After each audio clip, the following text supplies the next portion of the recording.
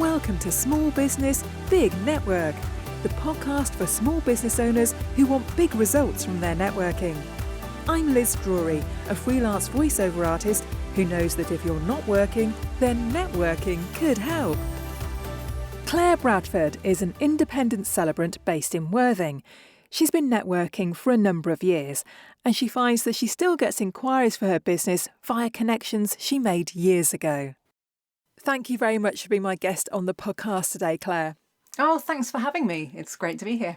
Now, you're an independent celebrant, which we'll talk about momentarily. But first of all, I wanted to know about your background. What did you want to be at school and what was your first job? Oh, blimey. Well, how long have you got? I won't go into the whole thing. What did I want to be at school? I kind of liked the idea of being a nurse, and then I got put off that a little bit. But funnily enough, my daughter's training to be a nurse now, so maybe it was her coming through. Anyway, well, I've had lots of jobs, but mostly my earlier career was around teaching. So I trained as an English teacher, and I taught English in secondary schools, but also I taught English as a foreign language, both over here in the UK, but also in France.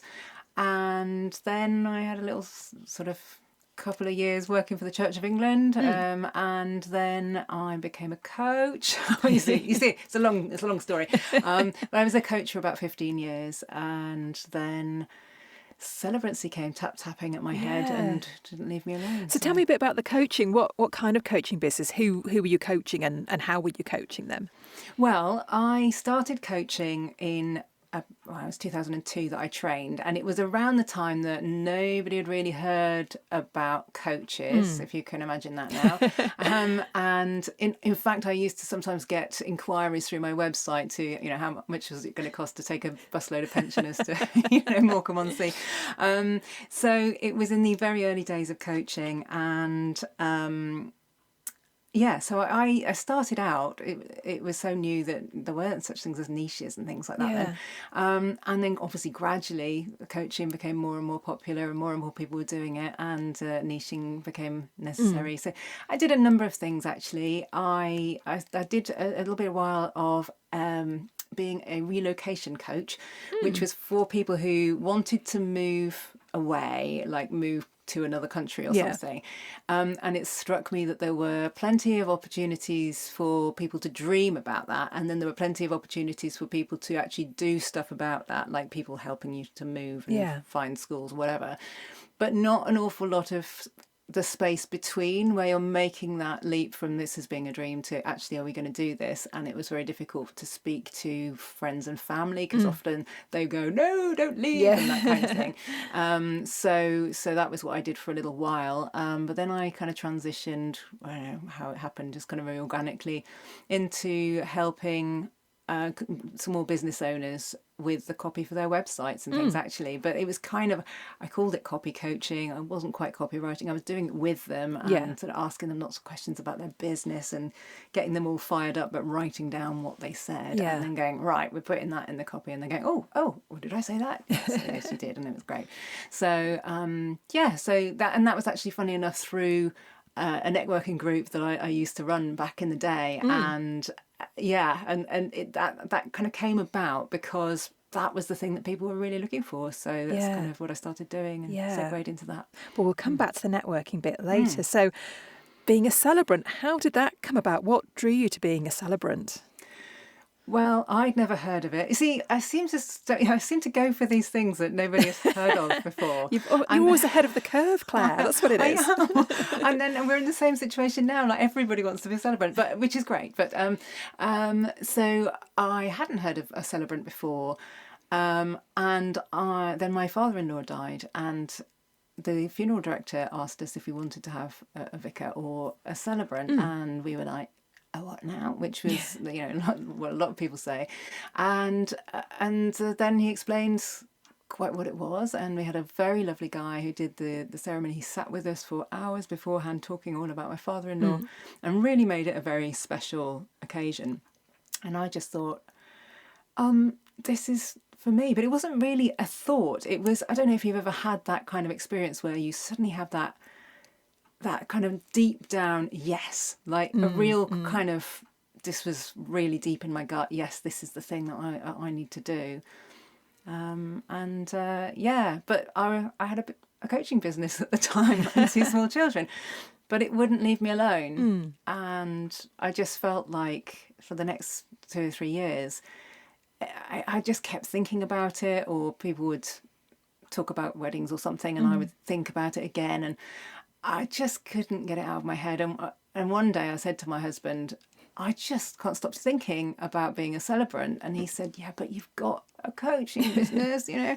And I said, I know. And I know that I change around quite a lot, but I really feel that this is something that is for me. And I just need a sign that it's the right thing to do. And he was like, rolled his eyes a little bit and was like, yeah, whatever, darling. But the next morning I went again to the networking meeting, funnily enough, and one of the people I'd worked with on the copy coaching came up to me and said, Claire, funny question, but have you ever thought about becoming a celebrant? And I was blown away because I hadn't mentioned it to anyone apart from my husband. And I said, well, that's very strange. You should ask that. And she said, why? And I said, because just last night I asked for a sign that it was the right thing to do. And she said, well, we've all been talking about it over there, and I'm getting married. And how about this for a sign? Would you be my celebrant? So that was that.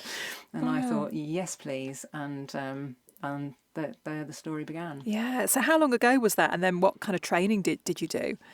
So that must have been, I think that was the end of 2014 or the beginning of 2015 anyway. I said, oh yeah, absolutely. Her wedding was in March of 2016. And so I trained in July 2015. And yeah, it was a 2-day training. So, oh my goodness, my head was absolutely full of stuff. But I was very inspired, but came away going, oh my goodness, what am I going to do? But I was very pleased that I had this wedding that I knew was coming up. And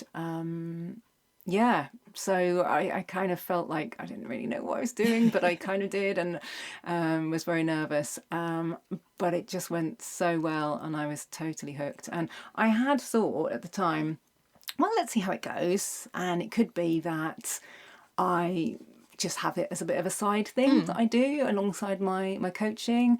It might be that I don't like it at all and I just do this one and go, that was enough for me. Or it might be that I segue into it gradually. And well, I know we're going to talk about networking later, but one of the amazing things was because I met her through my networking group, and there were quite a few suppliers through that group, and lots of people within, well, as you know how networking works, people were talking about me to others, and by the end of that year I'd done 15 weddings, which is very unusual in your first year, and started to do funerals and things as well.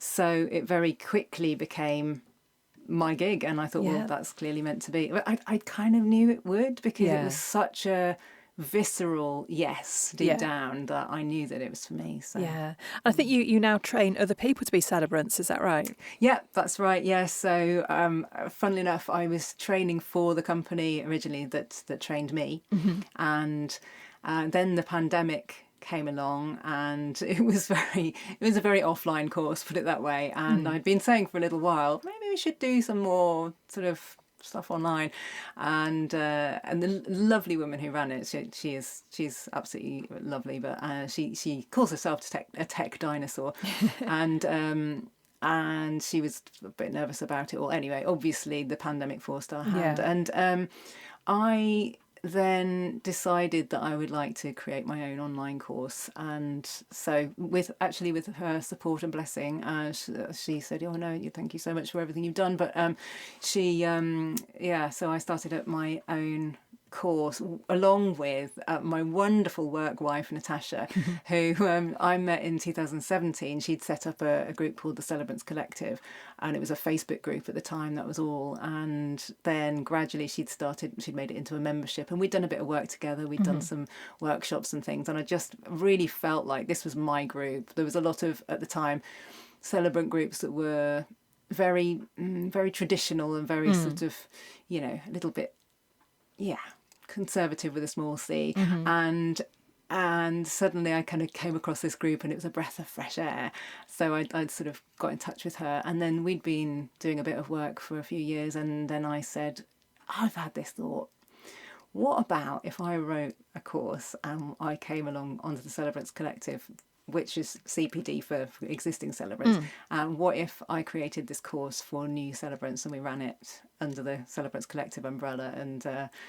And before I was about to say, have a think about it. I know it's a big deal, but she'd said yes, oh my god, yes, before I'd even finished it. So that was how that came along, and we've been doing that ever since. Yeah. And that's been absolutely fantastic as well. So being a really big part of our celebrant family, and yeah, brilliant. Yeah. So it was an online course, and now we're going into face-to-face courses as well. But that's newer. But, yeah. So tell me about some of the events that you officiate at. Well, I mostly do weddings and funerals, but I have also been asked to do other things. I've done naming ceremonies and things like that as well. I really love the possibilities with celebrancy, because there are lots of things in life that we do celebrate and perhaps we don't really know quite how to celebrate. So for example, things like housewarmings, they can be like a proper ceremony. You can make, and when I say ceremony, that can sound, that sounds very sort of formal to the uninitiated, but essentially what we do is we speak to the person or the people that the ceremony is for, and it's really about finding out what it's about for them, what they want out of this ceremony, what they want to feel, what they want other people to feel, what they want other people to know through it, what they want to show, and all of those kinds of things. And with something that's unusual, like, say, for example, like I say, a housewarming, or say a divorce healing ceremony, or something that you perhaps wouldn't go to on the regular. Yeah. Then that's more of a conversation that you'd expect to have. But I think it's really important to have those for things like weddings and funerals. People often go, well, it's a wedding, obviously we want to show that we love each other, or it's a funeral, we want to be sad together. And yes, that generally is very true, but also it's a case of really digging deeper with that, because all ceremonies should start with a blank sheet of paper. Really, they should just because you've done or you've been to hundreds of ceremonies doesn't mean that they all should be the same, or they all should kind of go along the same lines and look the same. And even if it looks like a kind of fairly familiar outline, as in, there's an entrance of some sort and words about love and rings and vows and things and a kiss, what goes on around that can be incredibly different and personal and just all about them. So it's really about starting with that. And now I realise I've kind of gone off the subject and I can't remember what the question was. It's fine, I'm enjoying listening to you. So my next question was, are there any sort of particularly memorable celebrations that stand out to you? Oh my goodness, I've had so many, and all for so many different reasons. I suppose the headline ones would be, I did a ceremony live on TV on This Morning. It was great. Sounds nerve-wracking. Yes, it was absolutely terrifying. And it was funny because I thought it was a wind-up at first when I was first asked about it, because I'd once said that, I once confessed on one of our forums that I used to be madly in love with Philip Schofield as a teenager. And then I got this thing sort of only a few weeks later, and I thought someone's winding me up to be on This Morning. But they have this This Morning wedding couple. I don't know if they still do it, but they used to do it for a few years, where they had a wedding couple who won a wedding, and they kind of created it all and sort of supplied it all and things. And so I was asked to do this, and it was at the Royal Albert Hall. Oh wow. And the Royal Albert Hall has never had a wedding before, and it will never have a wedding after either. So I've done the only one. And the reason that they needed a celebrant is because it's not a licensed venue for weddings. So they wanted to have someone to officiate the wedding, but they couldn't do it with a registrar. Yeah. So that was a really big boon, both for me. I mean, it was amazing, and also Philip Schofield was there, and he gave me a kiss. So I was very, very pleased. But also it was just great for celebrants, people kind of went, oh, well, this is interesting. And the Kingdom Choir sang, the ones that sang at Meghan and Harry's wedding. They were amazing. The whole thing was absolutely fantastic. So that was a really, really interesting ceremony, and they were such a lovely couple as well. Not at all like you might imagine that, I want to be on telly kind of couples. They weren't like that at all. So that was fabulous. Oh my goodness. It's really just, a lot of it is down to the stories of the couples and the people who are there. So even the ones that, if I started telling you about it, wouldn't sound that amazing. There's just some real magic about certain ones. And I mean, for example, recently I did a vow renewal for a couple, and it was their 50th anniversary to the day, and we did it at the time of their original wedding as well. And they'd told me twice separately. I think they'd forgotten they told me the first time, but both times they were very excited about the fact that they'd had a telegram at the time from the Arsenal Football Club, and they're really big fans. And I said, oh, okay, that's interesting. Well, I could have tucked that one away, and I thought, I wonder if they still do that. So I contacted Arsenal Football Club, and they do a weddings one, actually, but that's a kind of standard. But I said, look, I don't want a weddings one. They had a telegram from you 50 years ago. Can you send an email? Can you send a letter?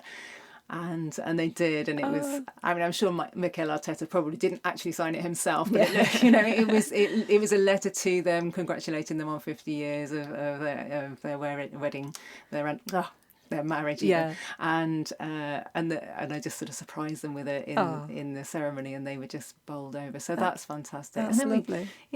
And then things like just crazy things that happen or cool things that happen. I love dogs at weddings, for example. I love it when you have something like, we've had Chinese tea ceremonies and things like that, and just really, really special moments. And I mean, just to be there for somebody's massive milestone moment is amazing, even if it's quite run of the mill in terms of what it might look like. It's just being right there as they're saying their vows to each other is something I will never get over how special it is. And the same with funerals as well, to be there during a time that is really tough for people, either to celebrate life, especially if it's been a long life and a happy life, but even when it's been a very short life, it can be just making it uplifting, but without losing the gravitas of it all. It's such a, I can't get over that I get to do this. I love it. You might be able to tell. So coming back to what you said about it had to be a celebrant at the Albert Hall because it's not a registered location for weddings. Tell me about what celebrants can do and what they can't do. Okay, well, just in terms of the legal bit, we can do pretty much anything that we want. Obviously, you can have your wedding or your funeral pretty much anywhere you want, so long as you've got permission to be there. But the only thing that we can't do is the legal part of the wedding. So we can't legally marry people at the moment. I mean, there's a very long story that has been going on since way before I became a celebrant, where there's been a long campaign for us to be able to do so. And the Law Commission did a review, I think it was 2 or 3 years ago now, and put their recommendations to the government, and we were all holding our breath because this was the zenith of all these years of work, and it got basically kicked into the long grass. And we're kind of hoping actually that the new government might do something about it, keeping all our fingers crossed. But the recommendations were, because it was trying to keep everything in line and be fair to everyone, so it was also about being able to have, say, for example, Buddhist or Jewish weddings or Sikh weddings or something, that they all could do the legal bit as well, because they can't at the moment, as well as independent celebrants being able to do legal weddings. So at the moment we can't do that. However, we are the only country in Europe that does it like this. Everywhere else, everyone's very used to going to the mairie, the town hall, wherever, and doing the legal part, and then going off and having their ceremony at a church or whatever they're doing with a celebrant. But we've got this idea that it's not a proper wedding unless you sign the certificate. So when couples, it is a deal breaker for some couples, but most of the time, when I explain to them that they just go to the register office, you ask for a statutory registration ceremony, or a 2+2 sometimes called. It's just the two of you plus two witnesses. Yeah. So normally about £60, and it's, I promise to take this person, Yeah. and I know not only reason in law I shouldn't, kind of thing. And then they're free to do their wedding exactly how they want it, where they want it, which means that we can be in their garden, for example. Yeah. Or we can be in their absolutely favourite place, or it can be midnight, or, all these kinds of things that registrars can't necessarily do. But also it just gives them so much more freedom, and it's so personal, because that's the other thing with registrars. Again, they're perfectly lovely people, they do a really good job, but they can't make it personal because they don't have the time to get to know the couple, make a super personal thing. And and also we can include, if people want to, a little bit of religion or spirituality. That's something that I'm very happy to do. Certainly in funerals, a lot of the time people say, oh no, we don't want any religion, but we would like the Lord's Prayer and a hymn. So I'm like, okay, and I'm up for that. So, and it just depends on the celebrant, but I'm generally very up for that, so long as people don't. I'm not misleading them into thinking I'm a vicar or something like that. So we can. There's not a lot we can't do. Basically, it's just that we can't do the legal bit, and that, like I say, can be a deal breaker for some. Yeah. So let's come back to the networking now, which we've already talked about a little bit. So what was the first networking group that you went to? You did, I think you mentioned it earlier on. Yeah, so it was one that I ended up becoming the manager of the Worthing branch for. It was called the Mumpreneurs Networking Club at the time. It's now called My Networking Club. I was the manager there for quite a long time. I went to a few others as well, but not on a regular basis. That one was always the best one for me. And because it was based on parents, basically, it was a really good time, because I don't know if you found this as well, but a lot of networking groups, they're either first thing in the morning or a lunchtime or the evening, and if you've got small children, all of those things are just kind of quite difficult. So the mumpreneurs used to, well, they still do, meet at kind of 10 o'clock-ish or 9:30, so you can do the school run and then go. It was so much easier. So that's what took me to it originally, because I had small children, and then they were looking for a new manager for the Worthing branch, so I stayed there. And I really liked it. To be honest, I didn't get a lot of work out of it when I was there. I did get some work, and I certainly got lots of ideas and inspiration through it. But what I have discovered is, even though I stopped doing it around about 2015, 2016, I still get phone calls every so often from people either that remember me from it, or from people who say, oh, I don't know if you remember such and such a person, but they knew you through networking, I think, and they say that you're a celebrant, and so even now I just still get that. And it's just, I think that's one of the real beautiful powers of networking, because it was really all about rapport, all about relationship. And although it was slow burning, boy, did it burn. Yeah. And so tell me about the kind of networking that you do now.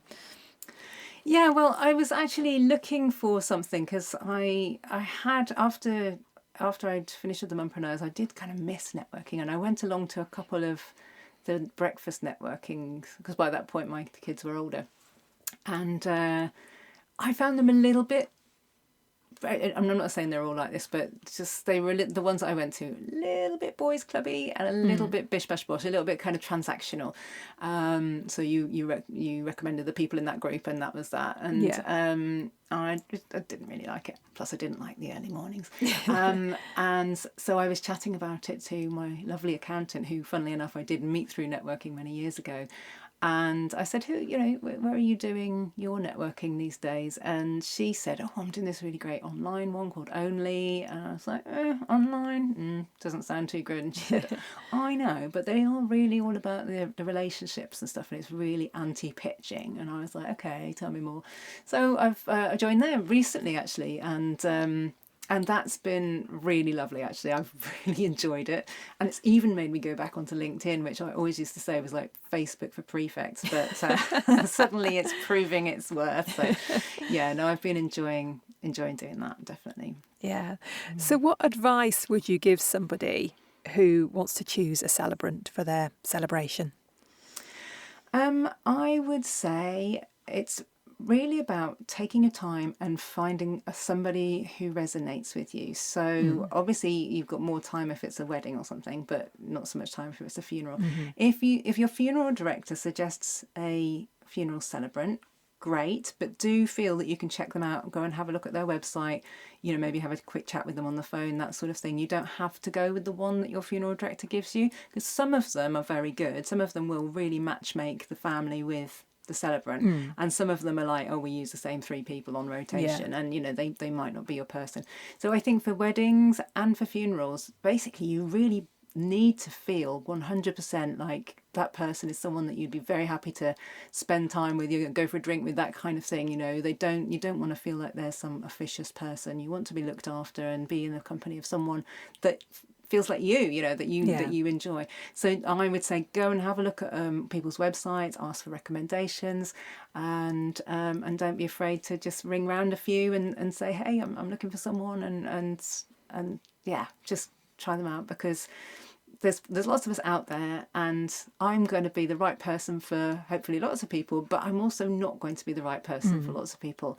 And the celebrant that lives a few doors down may be just the right person, and that's the nice thing as well. We can recommend each other to people. So just know that you've got that choice. Definitely. And what area do you actually operate in the country? And so I live in Worthing, and I mostly do ceremonies in and around the Worthing area or Sussex area. I do sometimes go further afield. If somebody, for example, wanted to get married in the Seychelles and fly me out there, then I will check my diary. You wouldn't say no, yeah. But mostly it tends to be in this kind of area. But the nice thing is with going back to the networking, when I'm networking with the only group and it's the local group, then I often talk a lot about my being a celebrant. But then you've got the bigger groups, so you can talk to people from all around the UK and indeed the world. And then that's when I can talk about the Celebrants Collective and the work that we do there, because lots and lots of people know somebody who's a real people person, is feeling a bit itchy about, I want to change career, or I want to have something else that I do. And because we can work with people from all over the world, certainly with the online course, then that's really great for networking with the bigger groups as well. Yeah. So it's quite nice that I've got the two businesses, but also I've got that kind of audience for both as well. So that's really good. But But that's another thing as well with training. If people are looking to train, well, I guess it's the same celebrants in celebrancy or accounting or whatever it is you're looking to train for. There are so many things out there where you can choose them, and the last thing you want to do is choose it because the price is the lowest or something. What you want to do is make sure that, yes, it has to fit your budget, but that you feel right about it. You feel that that's the best group. In fact, when I trained as a coach back all those years ago, I didn't really do a lot of homework. There wasn't an awful lot out there either, but I so wished I hadn't gone with a group that I did go with. I won't mention them. Although they did what they said on the tin, I met lots of people who were coaching later on and wished that I'd gone with the group that they were working, that they'd worked with. And I think that's the case with any kind of training. And I always say that with choosing a celebrant, choosing training, anything where it's personal and it's something really deep and it's meaningful to you, just really do a little bit of homework and trust your gut. That's so important. Just what feels right. It has to tick the right boxes. Your celebrant has to be available on the day that your ceremony is and things like that. But your gut knows, and you will know that it's the right choice. There's just that kind of yes. Yeah. So I think the same's true of networking, isn't it? You've got to find a group that fits you and your personality. Absolutely it is. Yeah, like I say, those breakfast ones, I mean, they were okay and the people were nice enough, but it just, I didn't really particularly enjoy it. But when you're looking forward to going and when you're looking forward to seeing people, then know this you're is in the right place. Yeah. So one last question, Claire. If people want to find you, either to find out more about your Celebrants services or the network, what is the best place for them to get hold of you? So my website is creatingceremony.com. and that's for my celebrant work. And if they want to find out about training, we're either at the celebrantcollective.com or the actual training courses one is celebrantcourses.com. So yeah, there's a number of things there. We've actually got a podcast as well. If you don't mind me just kind of go ahead. Yes. So if anyone is a celebrant or thinking about becoming a celebrant, we have the Celebrant Survival podcast, which is out there as well. Which is just me and Natasha, my business wife, mostly just chatting away, shooting the breeze about things to do with celebrancy, but that's out there as well. Lovely. Well, thank you very much for being my guest, and all those links that you mentioned will be in the show notes if people want to go and find them and get in touch with you. Oh, thank you so much. It's been brilliant. Really appreciate it. Thanks for listening to Small Business Big Network. If you found this podcast useful, please do rate, review and subscribe.